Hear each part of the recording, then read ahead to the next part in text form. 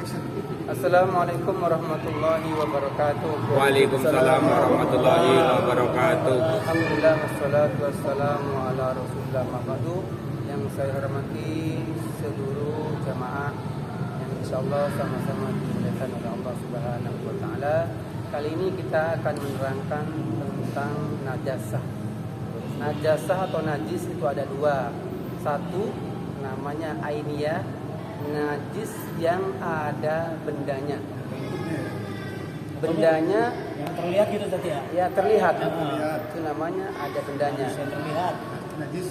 Yang nomor dua namanya najis hukmiyah. Bendanya sudah tidak ada. Yang tadi ada tai ayam di situ sudah nggak ada, hilang dengan sendirinya.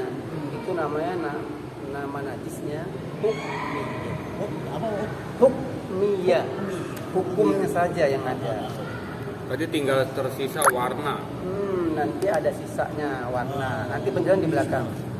Cara menghilangkannya, ini najis yang aniyah, adalah hilangkan sifat-sifat najasah, rasa, warna, dan baunya. Ada tiga ya, rasa, warna, dan baunya. Apabila setelah dihilangkan masih tersisa warna atau baunya, maka dimaafkan. Setelah dihilangkan kok masih ada tersisa warnanya ada, misalnya masih kuning misalnya, atau baunya masih ada, maka dimaafkan. Memang lengket gitu ya. Ya. Selanjutnya apabila setelah dihilangkan masih tersisa rasanya saja, rasa nih, atau tersisa warna dan baunya, maka masih dihukumi najis. Beda ya? Cara menghilangkannya? Nah itu tadi yang kedua ini dihilangkan kok masih tersisa rasanya. Iya itu kan. Nah, atau tersisa warna dan baunya, maka masih dihukumi najis. Sudah digosok terus gitu sampai hilang warnanya dan baunya. Selanjutnya cara menghilangkan najis hukmiyah. Kalau tadi najis ainiyah, sekarang najis hukmiyah. Cukup meratakan air pada tempat najis sekiranya air melewati tempat najisnya. Jadi sini contoh nih. Ini sini sudah tidak ada najisnya, sudah hilang, barang sudah ada. Sudah nggak ada barangnya. Maka tinggal disiram saja. Siram. Nah, itu sudah menjadi suci kembali. Adapun cara menghilangkan najis kencing bayi yang belum mengkonsumsi makanan pokok, dia hanya minum ASI ya, maka cukup menyiramkan atau meratakan pada najisnya. Sama. Ada kencing nih, ada kencing bayi yang masih minum ASI, maka cukup disiram saja. Oh, usah digosok-gosok dulu, disiram saja sudah jadi suci lagi. Paham ya? Paham. Kalau tadi ada najis ainiyah, najis hukmiyah, yang ketiga najis mughalladh. Cara menghilangkan ini yang mughalladh ya. Mughalladh kan berarti kan najis yang besar nih. Najis yang besar. Dibasuh 7 kali. Di antaranya dicampur dengan debu. Sedangkan yang paling afdol atau utama, caranya basuhan pertama tuh air dicampur dengan debu sampai keruh. Baru contoh di sini kena misalnya, kita cucikan dengan campuran debu tadi. Itu berarti cucian pertama. 2, 3, 4, 5, 6, 7 cukup dengan air siram lagi sampai 7 kali. Totalnya 7. Sama yang debu tadi yang dicampur itu totalnya tuh. Itu cara menghilangkan najis mughalladh. Sekarang kan najis sudah selesai. Najis tara-tara seperti itu. Kita sekarang masuk ke bab sholat. Sholat secara definisi adalah perkataan dan perbuatan yang dimulai dengan takbiratul ihram dan diakhiri dengan salam. Tapi dengan cara-cara tertentu, nggak sembarangan, ada cara-caranya. Sekarang hukum sholat. Hukum sholat itu wajib. Apabila ada orang mengingkari kewajiban sholat, maka dihukumi keluar dari Islam, atau dengan kata lain murtad. Murtad. Murtad. Nah, Cak, Ane mau nanya nih, ketika orang dikatakan murtad, apakah dia wajib untuk bersyahadat kembali atau tidak tuh? Nah, nanti ada selanjutnya. Pertanyaan ini dipending sebentar ya, nanti akan ada. Hukum meninggalkan sholat. Hukum meninggalkan sholat. Satu, apabila meninggalkan sholat karena malas, maka sunnah diperintahkan tobat. Ente tobat. Sholat ente, itu kita suruh tobat. Apabila tidak mau bertobat, maka boleh dibunuh dan mayatnya diperlakukan seperti mayat orang Islam, dimandikan, dikafani, disolati, dan dimakamkan di pekuburan orang Muslim karena dia meninggalkannya karena malas. Yang kedua, apabila meninggalkan sholat karena mengingkari kewajiban sholat, ente sholat, wah sholat nggak wajib ini, dia bilang seperti itu, maka wajib diperintah bertaubat. Di jawaban yang tadi ya, diperintah bertobat. Dan apabila tidak mau bertobat, maka boleh dibunuh dan mayatnya diperlakukan seperti orang kafir. Ya, tidak dimandikan, tidak dikafani, tidak disolati, dan dimakamkan di pekuburan orang kafir. Karena mengingkari. Paham ya? Paham. Sekarang lanjut ke syarat sah sholat. Syarat sah sholat itu ada 5. Pertama, suci dari hadas kecil maupun hadas besar, dan serta suci dari najis. Suci dari hadas ya. Hadas itu ada hadas kecil, ada hadas besar. Hadas kecil seperti buang angin, kencing, BAB, itu hadas kecil. Kalau hadas besar, bersetubuh dengan istrinya, itu hadas besar. Kemudian suci dari najis. Najis di tangan misalnya ada darah, maka harus disucikan supaya sholatnya sah. Di tangannya kok ada tai cecak, harus dicucikan dulu, harus dibersihkan dulu supaya bersih. Itu nomor 1, suci dari hadas dan najis. Ini syarat sahnya sholat. Nomor 2, menutup aurat. Menutup aurat. Kalau orang sholat nggak nutup aurat, nggak sah sholatnya. Contohnya, dia sholat pakai celana pendek, nggak sah, karena celana pendek di atas lutut berarti. Nah, syarat yang kedua harus menutup aurat. Yang ketiga, diam di tempat suci. Jadi tempat sholatnya harus suci. Kalau di tempat sholatnya ada barang najis, sholatnya jadi nggak sah. Yang keempat, yakin masuk waktu sholat. Kalau dia nggak yakin masuk waktu, nggak sah sholatnya. Ini masuk apa belum ya? Kok nggak ada adzan pada mati lampu misalnya? Jadi ragu-ragu dia.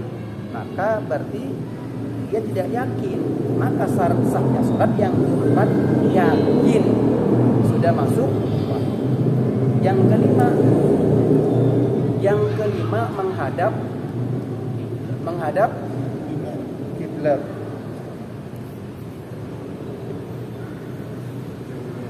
Yang kelima menghadap kiblat.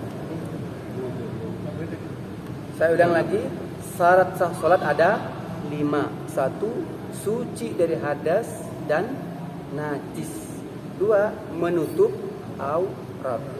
3, diam di tempat suci. 4, yakin masuk waktu. 5, menghadap kiblat. Selanjutnya, rukun salat. Kalau tadi syarat sah salat, sekarang rukunnya apa saja? Rukun salat itu ada 13. Yang pertama, niat. Harus niat. Kalau nggak niat berarti nggak sah salatnya. Nomor 2, takbiratul ihram. Allahu Akbar, takbir yang pertama. Takbiratul ihram itu menjadi rukun salat. Nomor 3, berdiri bagi yang mampu. Kalau nggak mampu ya, yang sakit ya berarti duduk. Tapi kalau dia mampu berdiri, ini bagian dari rukun salat yang ketiga, berdiri bagi yang mampu. Yang keempat, membaca surat Al-Fatihah. Yang kelima, ruku serta tumaknina. Ruku nggak buru-buru, ruku ada tumakninanya, karena tumaknina itu bagian dari rukun. Selanjutnya rukun sholat yang keenam, i'tidal dan tumaknina. Tumaknina itu diam sebentar, nggak bergerak sebentar, perkiraan membaca tasbih 1 kali, itu sudah cukup. Kemudian rukun sholat yang nomor 7 adalah sujud 2 kali serta tumaknina. Sujudnya 2 kali dan ada tumakninanya. Yang ke-8, duduk di antara 2 sujud serta tumaknina, itu rukun juga. Yang ke-9, tasyahud akhir. Tasyahud akhir yang ada asyhadu an la ilaha illallah, tasyahud akhir ya. Nomor 10, duduk waktu tasyahud akhir, duduk. Itu bagian dari rukun salat. Yang ke-11, membaca sholawat kepada Nabi Muhammad sallallahu alaihi wasallam, itu rukun salat. Yang nomor 11. Kalau seseorang sholat kok nggak baca sholawat kepada Nabi Muhammad, maka sholatnya tidak sah. Rukun sholat yang ke-12, membaca salam. Salam yang pertama ya, assalamualaikum warahmatullahi, itu yang pertama. Yang kedua sudah nggak rukun lagi. Yang terakhir, rukun sholat yang terakhir nomor 13 adalah tertib atau urut. Harus berurut dari awal sampai terakhir, itu harus berurut. Nggak boleh saling mendahului. Nanti mau sholat tapi assalamualaikum dulu, assalamualaikum warahmatullahi, assalamualaikum warahmatullahi, Allahu akbar. Sah nggak? Nggak bisa. Nggak sah sholatnya, karena itu namanya nggak urut atau berantakan. Selanjutnya ini praktek sholatnya. Praktek sholatnya ini kalau saya praktekkan, berdiri ya, berdiri menghadap ke arah kiblat. Berdiri menghadap ke arah kiblat. Nah, kalau bisa bersiwak, karena bersiwak itu sunnah. Kalau nggak ada siwak, maka ujung apa namanya? Ujung baju boleh jadi siwak. 3 kali. Kemudian dianjurkan melakukan sholat dengan berjamaah, jangan sendirian. Karena sholat berjamaah itu minimal pahalanya 25 derajat, maksimal 27 derajat. Kalau 1 kali gampang hitungnya, sehari semalam kan 5 waktu. Kalau 1 kali 5 berapa? 5 derajat pahalanya. Tapi 27 kali 5 berapa? Susah hitungnya, karena yang pahalanya banyak. Selanjutnya mengarahkan pandangan ke tempat sujud dan membuka kedua mata. Jadi pandangan ke tempat sujud. Allahu akbar. Ke tempat sujud pandangan. Pandangan kedua mata ke tempat sujud. Kemudian membaca lafaz niat salat. Usolli fardhul ansya'i arba'a raka'atin mustaqbilal qiblati adaan lillahi ta'ala. Ya. Kemudian takbirul ihram, Allahu akbar, mengangkat ya. Takbirul ihram dengan mengangkat tangan dan berniat dalam hati untuk melakukan sholat. Jadi sambil takbirul ihram, sambil niat di hati. Allahu akbar, niat di hati. Selanjutnya bersedekap dengan meletakkan tangan kanan di atas tangan kiri. Allahu akbar. Jadi tangan kanan di atas tangan kiri. Terus ada istilah ini begini. Nah, tangan dua begini. Kemudian diam sejenak sebagai pemisah antara bacaan takbir dan doa iftitah. Setelah takbir Allahu akbar, nah itu diam sejenak sebelum membaca iftitah. Setelah itu membaca doa iftitah. Allahu akbar kabira walhamdulillahi katsira wa subhanallahi bukratan wa asila. Inni wajjantu wajhi lilladzi fatara as-samawati wal arda hanifan musliman wa ana minal musyrikin.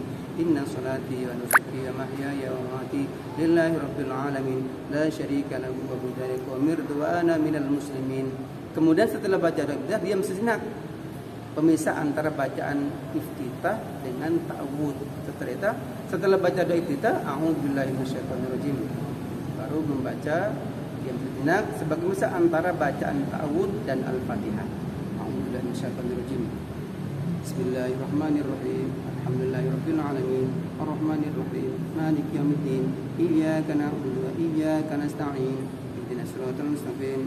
Shiratal ladzina an'amta 'alaihim ghairil maghdubi 'alaihim waladdallin. Amin. Nah, itu setelah baca Fatihah, diam sebentar. Setelah itu membaca amin. Waladdallin. Diam sebentar. Amin. Baru baca Dari satu kan? ya.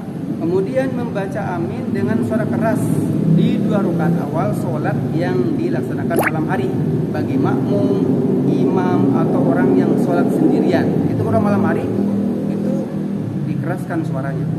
Kemudian diam sejenak sebagai misah antara amin dan surat. Setelah itu membaca surat Al-Quran, terserah suratnya yang bisa. Bismillahirrahmanirrahim. Qul huwallahu ahad. Sini enak jadi maksud ini. Lam yalid wa lam Kamera. yulad wa lam yakul lahu kufuwan ahad. Kemudian setelah itu diam sejenak semisal antara surah takbir untuk ruku. Setelah itu baru ruku. Allahu Akbar. Nah, rukunya pun pandangannya ke tempat sholat. Ke tempat sholat. Takbir untuk ruku sambil mengangkat kedua tangan dan itu ketika mau ruku. Contohnya seperti ini, Allahu Akbar.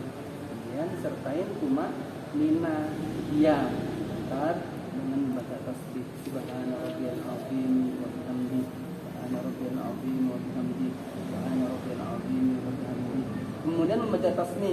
Tasbih itu untuk i'tidal. Sami'allahu liman hamidah. Rabbana lakal hamdu fis samawati wal ardi. Kemudian setelah itu membaca qunut dalam i'tidal pada rakaat terakhir salat subuh. Ada qunut ya. Kemudian yang contoh ini, contoh Sami'allahu liman hamidah. Rabbana lakal hamdu fis samawati wal ardi ma syi'ta min syai'in. Allahumma ihdina fiman hadait wa 'afina fiman afait wa tawallana fiman tawallait wa barik lana fima a'tait wa qina bi rahmatika syarra ma qadait sampai terakhir. Setelah itu takbir untuk sujud tanpa mengangkat tangan. Kalau mau memang setelah qunut contohnya Allahu Akbar. Sebentar, kemudian baca tasbih Subhana rabbiyal a'la wa bihamdihi subhana rabbiyal a'la wa bihamdihi dan duduk di antara sujud. Allahu Akbar. Waghfirli warhamni warfa'ni warzuqni wahdini wa'afini wa'fu anni. Lagi Allahu Akbar. Tasbih Subhana rabbiyal a'la wa bihamdihi subhana rabbiyal a'la wa bihamdihi subhana rabbiyal a'la wa bihamdihi. Allahu Akbar. Dan membaca tasyahhud asyhad. At-tahiyyatul mubarakatuh shalawatut thayyibatun lillah. Assalamu alayka ayyuhan nabiy wa rahmatullahi wa barakatuh. Assalamu alayna wa ala ibadillahi shalihin. Asyhadu an la ilaha illallah wa asyhadu anna Muhammadan rasulullah wa Muhammad. Kemudian ini contohnya yang tasawuf akhir ya. Kalau pada rakaat 1 dan ketiga di salat isya, salat zuhur, salat asar. Nah itu ketika mau bangun dari sujud ini contoh. Allah duduk istirahat namanya. Contoh. Allahu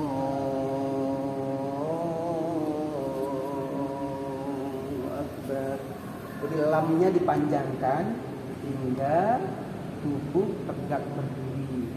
Nah itu bagian dari supaya gerakan kita tidak sepi dari takbir, ada zikirnya ya. Nah, ini contoh yang duduk tasyahud ya. Tadi ya kita ulang lagi rukunya lagi. Ini kalau dari rakaat pertama sunnah mengangkat tangan. Allahu Akbar. Ya.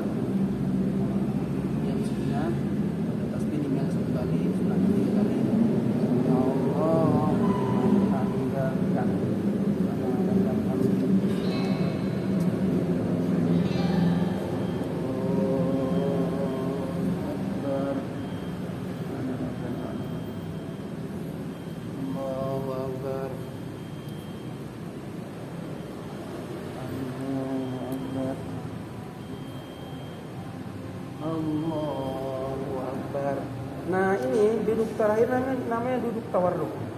Duduk tawarruk, coba di syuting bagian ini. Duduk tawarruk, bagian tawarruk itu. Duduk tawarruk nih. Nah, duduk tawarruk itu. Jadi duduk tahiyat akhir dengan cara duduk tawarruk serta membaca doa tasyahud akhir. Kemudian setelah itu mengucapkan salam. Assalamualaikum warahmatullahi. Nah, salam yang pertama ini rukun. Assalamualaikum warahmatullahi. Salam yang kedua itu sudah bukan termasuk rukun ya, sunnah itu. Kemudian membaca istighfar minimal 3 kali. Astagfirullah, astagfirullah, astagfirullah sambil dipegang, dahinya dipegang. Kita mohon ampun kepada Allah karena sholat kita kurang khusyuk gitu. Jadi istighfar 3 kali. Kemudian setelah itu membaca wirid setelah sholat. Subhanallah 3 kali. 3 kali. Kemudian setelah itu membaca doa sholat. Doa sholat minimal alhamdulillah, sholawat, kemudian Rabbana atina fid dunya hasanah wa fil akhirati hasanah wa qina adzabannar.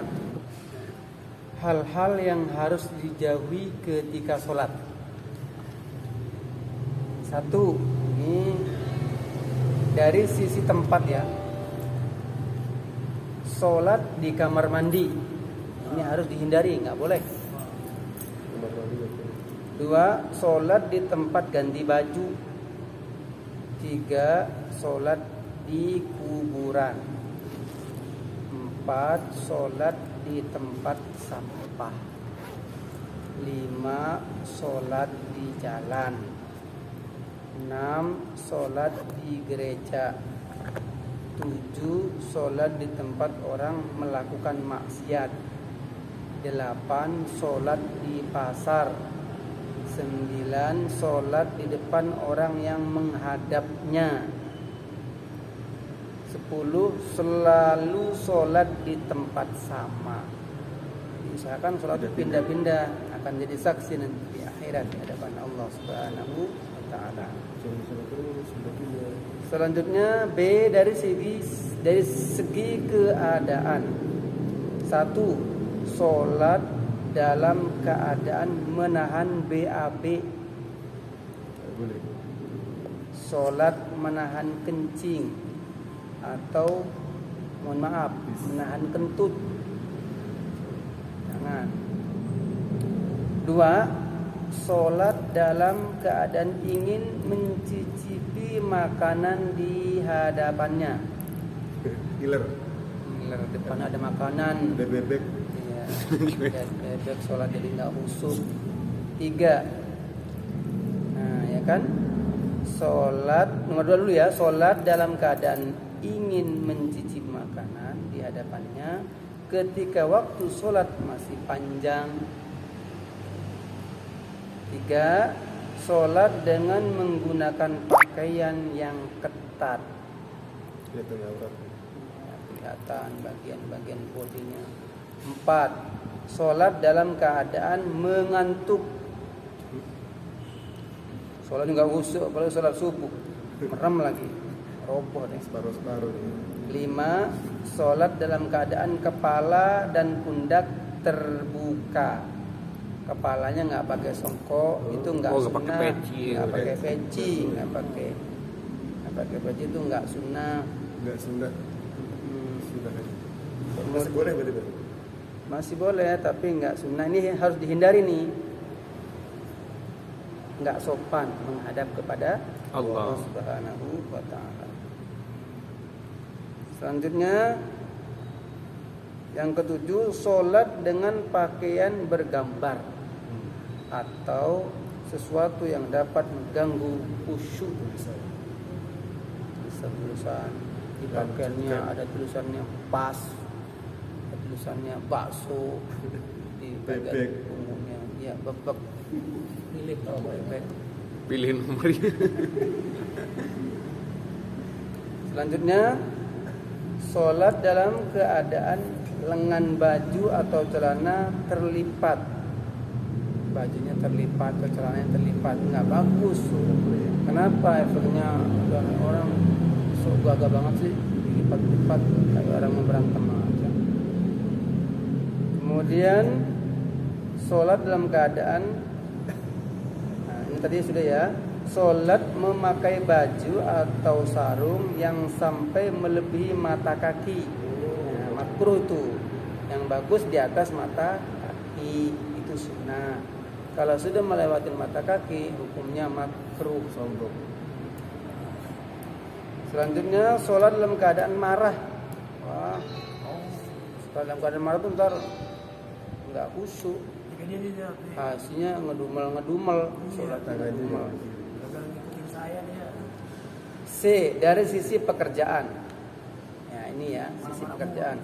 Sholat pandangan ke atas langit. Wah, tak sopan ya. Sholat tapi pandangan matanya ke atas langit. Ya. 2. Isyarah memahamkan tanpa ada hajat.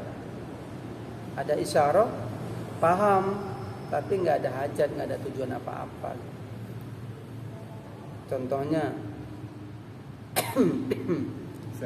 isyarah itu Kelamaan. iya. Jadi mentang-mentang imamnya kepanjangan dia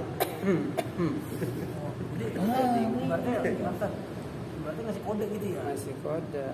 Isyarah itu ya. Isyarah yang memahamkan tanpa ada hajat. Ini hajatnya apa? Orang ini mentang-mentang mungkin ini sholatnya dibilang lama sama dia, jadi ada isyarah-isyarah yang memahamkan.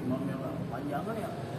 Nomor 3, membersihkan debu yang melekat di dahi setelah sujud.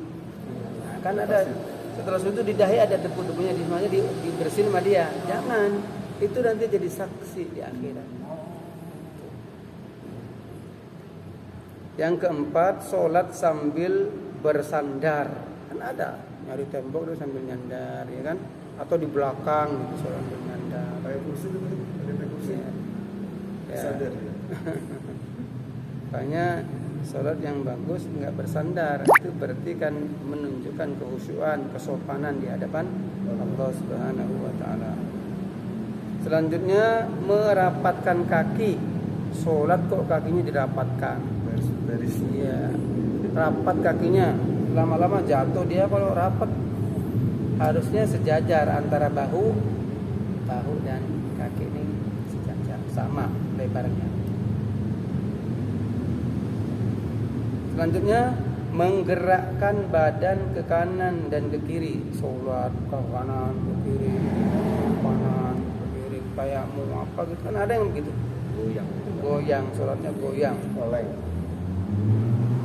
Selanjutnya, bergerak bersamaan dengan imam. Gerakannya sama dengan imam. Ruku bareng imam, i'tidal bareng imam. Itu aja makruh ya. Harus ada jedanya. Jangan, harus dianu. Kalau imam ruku, Allahu Akbar, baru makmum ruku. Sami'allahu liman hamidah, baru makmum bangun gitu. Bersamaan saja enggak boleh, apalagi mendahului.